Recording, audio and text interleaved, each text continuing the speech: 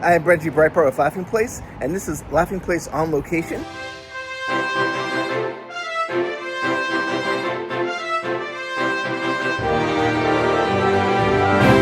We are at the Walt Disney Animation Studios in Burbank, California, getting a sneak peek at Zootopia 2. Disney shared about 20 minutes of footage from Zootopia 2, including Gazelle's new song, Zoo. After that, we got to try our hand at studying real animals and sketching them the way Disney artists did on classics like Bambi and the Lion King. We got to study a rabbit and a porcupine.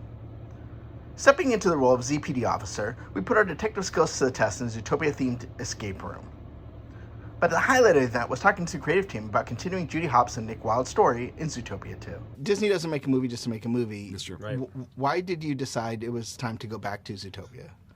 I mean, honestly, even in the first film, we talked a lot about what a future story would look like, and we talked specifically about what, like, would reptiles be in it. That was always something that we thought about because the world itself is so rich and believable. It kind of feels like you could, anywhere you go, you could tell a story with any characters you wanted to. And so I think that for us, it's a luxury to be able to go back into this world. I think something that most people probably wouldn't think about is after the first film, we immediately started working with Imagineering on the Zootopia land that's in Shanghai, and then we started working with the attraction that's currently coming to Animal Kingdom, as we were also starting to work on this. So weirdly, even though the movies are separated by a number of years, we actually had the luxury of continuing to hang out with these characters in ways that we really loved.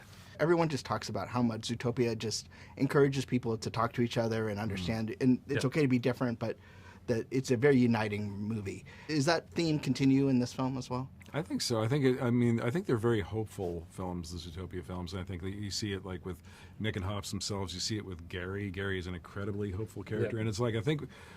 Personally, I've been wanting movies to bring me some joy and some, some humor, and I want to feel something. I want to go and have the whole experience. So hopefully that's what the film does. We're here to talk about the story team on Zootopia 2, and whenever I see you guys talk about it, I can't help but think of Walt with like the wishing apple in Snow White. What's it like to be part of that legacy? I grew up watching Disney movies. That was like a big part of my childhood, and so it's always like a bit of a dream, or it felt like a dream to be like, oh, one day could I work at Disney? And I think that coming here, being here, and just like knowing the strong legacy of story at, they pioneered storyboards here, like the way the storyboards are now, like started here at Disney Studios. And it feels just really like incredible to kind of like get some of that legacy, that historical legacy, to have the resources here. Like there are veteran artists here, who have a lot of experience with that, and to help contribute to like the films that kids will watch today, and hopefully try to continue that kind of like storytelling through story artists and drawing.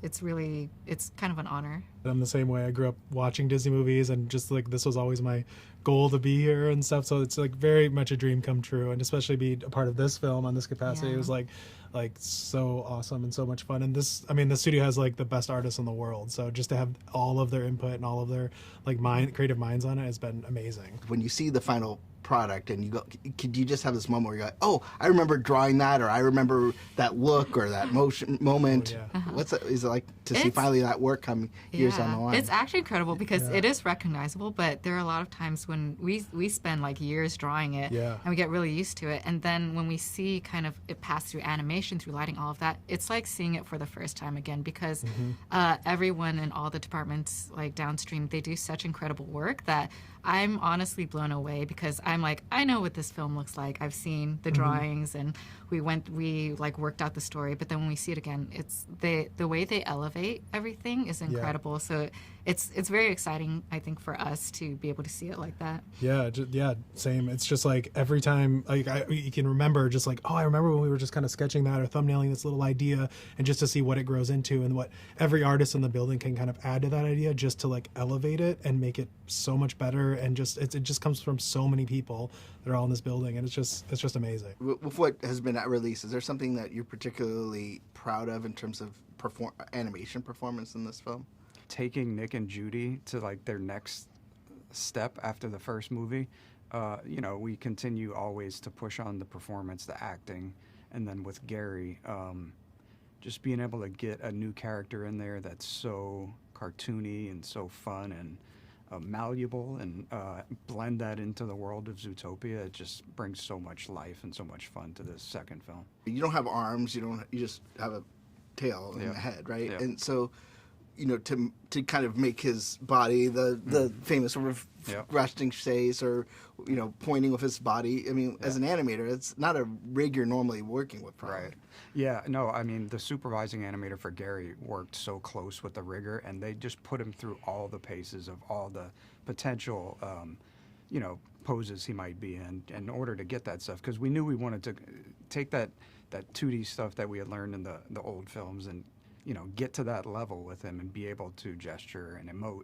So they just worked so closely together to make sure that they could achieve that. And they had to, test a lot of things with the scales of the snake to make sure that it wasn't stretching. And that it took all of the artists to kind of make that even possible. You were famously one of the producers on Once Upon a Studio. Yes. And this movie really seems to embrace the Disney legacy of animals. I mean, we have a snake in it, we have Sir Hiss. So what was it like to have the Disney heritage? Did that help bring this movie to life? Working on Once Upon a Studio was, for me, something super special that I was able to be a part of. That happens maybe once every 100 years. But really kind of coming into the world of Zootopia and knowing that we are continuing the story from the first film of Judy and Nick. I think everybody feels a responsibility of the stories that we're telling and the worlds that we're building and having really fun and entertaining characters. And so coming into Zootopia 2 and continuing the story, we all just love to dive in and see what kind of fun we can have with it. What do you hope audiences take away from this film? I want audiences to go and have a good time. There's so much fun and entertainment in this film. We had a great time making it, and we just hope that comes across in the film and people see that on the screen. Thanks again to Walt Disney Animation Studios for having us get a sneak peek inside the world of Zootopia 2. You can check out Zootopia 2 in theaters this Thanksgiving, and we will be back next week with a special episode of LP on Location from Disneyland Paris. Thanks again for watching, and have a great day.